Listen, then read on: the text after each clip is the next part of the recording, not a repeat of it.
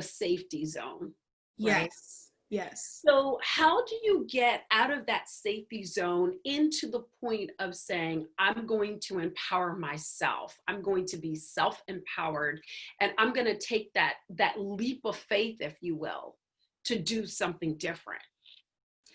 There was a lot of self-reflection in the process. Going to the Unbottle Your Genie workshop was definitely the catapult moment for me. I had met you previously at an event that a friend of mine was hosting, and you just shared your story. And I hadn't heard somebody communicate in that way in a very, very long time. So it was just impactful for me to just be drawn to you just by you simply telling who you were.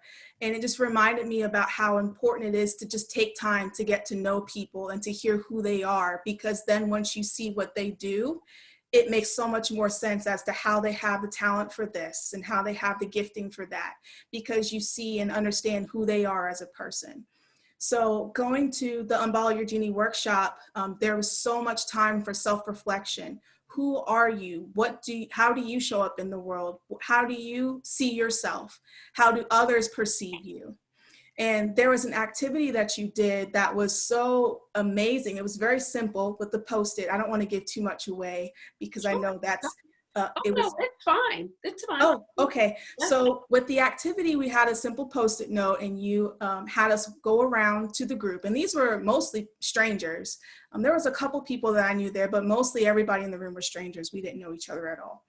And the exercise was just for you to put your name on the postcard and to have people describe you with adjectives just of how they perceive you, what they see in you. And so many people had so many positive, powerful things to say to me: courageous, ambitious, driven, all these things that I'm like, if you only knew I'm one of the most passive people. I'm not that girl that raises her hand in class. I will take home books and I will sit and study on my own before I have to ask you a question. I will figure it out because I don't want to be a bother. But for somebody to see those strong, powerful things inside of me, I said, well, why don't I see that in myself? And it wasn't that they would just give me fluff or anything, because there was a couple people I went to and I asked them, I said, well, what makes you say that about me? And they had legitimate reasoning as to why they said that. And I had to ask myself again, why don't I see that in myself? I can see that in other people, but I can't see that in myself.